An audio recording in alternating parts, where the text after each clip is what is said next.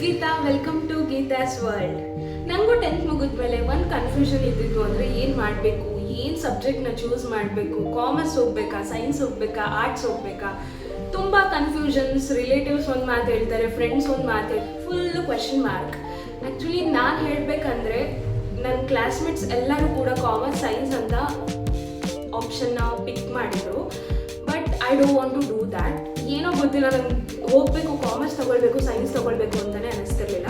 So ಆವಾಗ ನಾನು choose ಮಾಡಿದ್ದೆ ಪ್ಯಾರಾಮೆಡಿಕಲ್. ಪ್ಯಾರಾಮೆಡಿಕಲ್ಲಿ ತುಂಬ ಅಂದರೆ ತುಂಬ ಕೋರ್ಸಸ್ ಸಿಗುತ್ತೆ ನಿಮಗೆ. ಐ ವಿಲ್ ಮೆನ್ಷನ್ ಇಯರ್ ಯಾವ್ಯಾವ ಕೋರ್ಸ್ ಇದೆ ಅಂತ ಹೇಳ್ಬಿಟ್ಟು. ಅದರಲ್ಲಿ ಟಾಪ್ ಡಿಮ್ಯಾಂಡೆಡ್, ನಾನು 10th ಮುಗಿಸಿದ್ದು ಕೋವಿಡ್ ಇದ್ದಾದಮೇಲೆ. ಕೋವಿಡ್ ಆದಮೇಲೆ ಡಿಮ್ಯಾಂಡೆಡ್ ಇದ್ದಿದ್ದು ಅಂತ ಅಂದರೆ ಲ್ಯಾಬ್ ಟೆಕ್ನಿಷಿಯನ್ಗೆ. So I choose a DMLT, diploma in medical lab technology ಅಂತ ಹೇಳ್ಬೋದು. ಈ DMLT ಒಂದು ಪ್ಯಾರಾಮೆಡಿಕಲ್ ಕೋರ್ಸ್ ಅಂಡರಲ್ಲಿ ಬರುತ್ತೆ.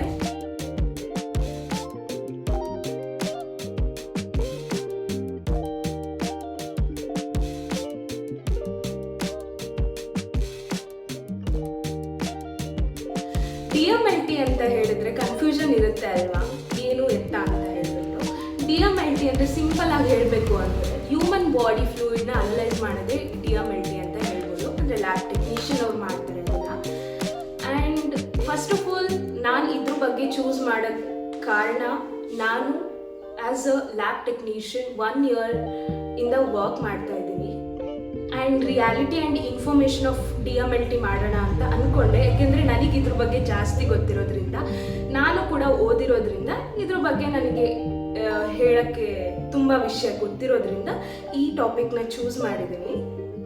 ಎಲಿಜಿಬಲ್ ಯಾರ್ಯಾರು ಆಗಿರ್ತಾರೆ ಅಂತ ಅಂದರೆ 10th ಮುಗಿಸಿರೋರು ಆರಾಮ್ಸೆ ಮಾಡ್ಬೋದು. ಪೀರಿಯಡ್ ಆಫ್ ಡ್ಯೂರೇಷನ್ ಬಂದ್ಬಿಟ್ಟು 3 ವರ್ಷ ಇರುತ್ತೆ 10th ಮುಗಿಸಿ ಮಾಡಿರೋರಿಗೆ. ಎರಡನೇ ಆಪ್ಷನ್ ಯಾರಿಗಿದೆ ಅಂದರೆ ಸೆಕೆಂಡ್ PU ಮುಗಿಸಿ ಬಂದಿರೋರಿಗೆ, ಅಂದರೆ ಪರ್ಟಿಕ್ಯುಲರ್ಲಿ PCMB ಮುಗಿಸಿ ಬಂದಿರೋರಿಗೆ.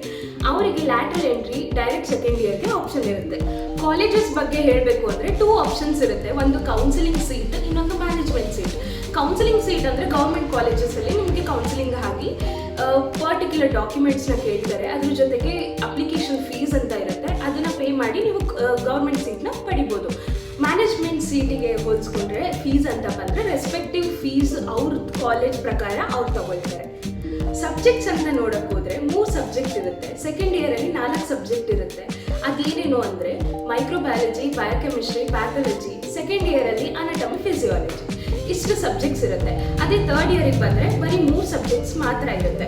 ಜಾಬ್ ಅಂತ ಬಂದರೆ 2 ಆಪ್ಷನ್ಸ್ ಇದೆ, ಒಂದು ಗೌರ್ಮೆಂಟ್ ಸೆಕ್ಟರ್ ಆ್ಯಂಡ್ ಇನ್ನೊಂದು ಪ್ರೈವೇಟ್ ಸೆಕ್ಟರ್. ಪ್ರೈವೇಟ್ ಸೆಕ್ಟರಲ್ಲಿ ನೀವು ಡಯಾಗ್ನೋಸ್ಟಿಕ್ ಸೆಂಟರ್, ಬ್ಲಡ್ ಬ್ಯಾಂಕಲ್ಲಿ ಕೂಡ ವರ್ಕ್ ಮಾಡ್ಬೋದು, ಆ್ಯಂಡ್ ರಿಸರ್ಚ್ ಸೆಂಟರಲ್ಲಿ ಕೂಡ ವರ್ಕ್ ಮಾಡ್ಬೋದು. And moreover third option ಬಂದ್ಬಿಟ್ಟು ನೀವು ಎಕ್ಸ್ಪೀರಿಯನ್ಸ್ಡ್ ಆಗಿದ್ದರೆ, ನಿಮ್ಮ ಹತ್ರ ಸರ್ಟಿಫಿಕೇಟ್ ಇದ್ದರೆ, you can open your own lab. This is a best option actually.